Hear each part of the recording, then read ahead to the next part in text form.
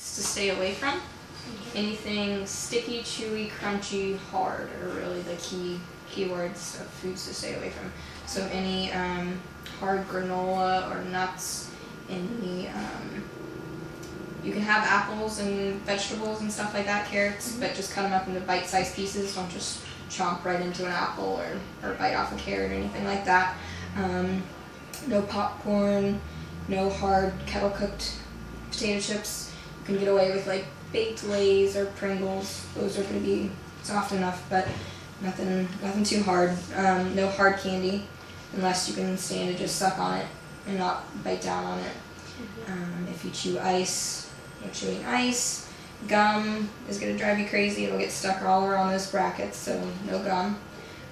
No caramels or anything like that, because it'll end up popping off one of those brackets, or you'll bend a wire. You have to come back in here and you have to put it back on, and it kind of just adds on 2 months to your treatment time every time something breaks. So it's good to follow these rules. This is just a little cheat sheet that you can take home with you, just to kind of have a reminder. As far as brushing, we have a toothbrush in here, a little travel toothbrush in here for you, for your backpack. It's got a lid on it, and then the bottom comes out, and you can unscrew the bottom and refill it with your favorite toothpaste that you have at home or whatever.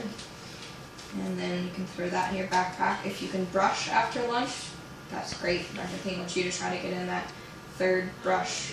He wants you to brush 3 times a day, so if you can get that brush in after lunch, this is good to throw in your backpack. Otherwise, if you just squish real good with water at least, just so that food's not stuck in those brackets and sitting on your teeth, because we don't want that. This we have in here for you, it's called a proxy brush. It's basically just a little bristled toothpick that's soft enough so it won't bend any wires or anything. So you can reuse this, just wash it, just in case you get anything stuck in there. You don't have to use it, but just in case you need to. Let's do it one here. The other thing we have is some wax. And this is just kind of as needed, Rachel. If any of those brackets start to kind of pull at your lip, or you get a wire, as your teeth move, you might get a wire that starts to poke you in the back.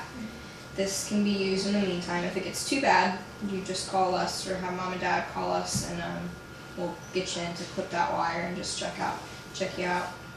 But in the meantime, if anything bothers you, you just take off a little piece of the wax and roll it into a ball with your fingers.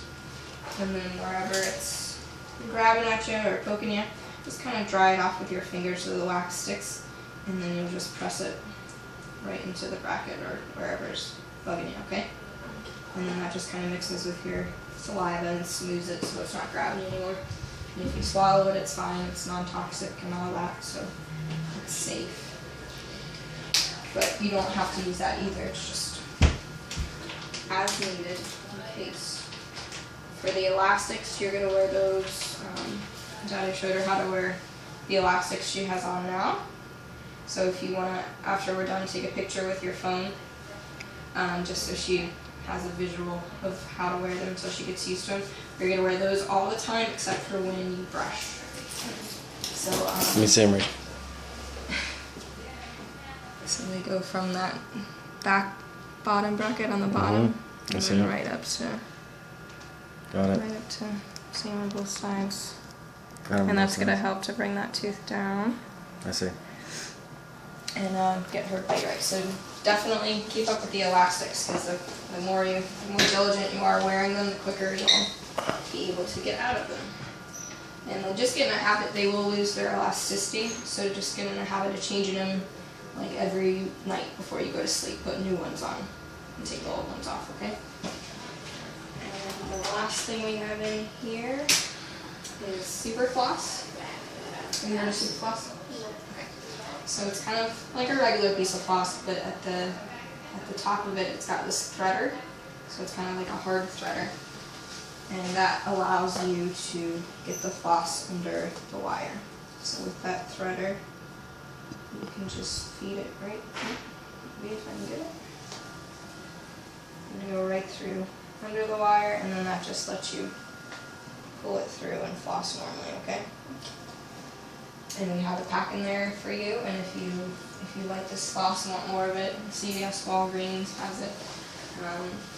Also, there's something called a water pick, or a water flosser, and it's you can get it at CVS, Walgreens, Bed Bath & Beyond, and it's basically like kind of like an electric toothbrush, but it's just got a little, it's a different head on it, and it shoots water through your teeth. You just hold it in between each tooth, you press a button, and it shoots water, so it's the same idea as flossing. So that's another option too, if mom or dad wants to look into that. It's a little less tedious than the super floss, but we definitely still want you flossing, but don't worry about flossing for the next week or so, because your gums from the brackets and that appliance you had in before, they might be a little sore getting used to everything. So you're free from flossing for the next week, but after that, we definitely want you to keep up with the flossing and everything, and that's all.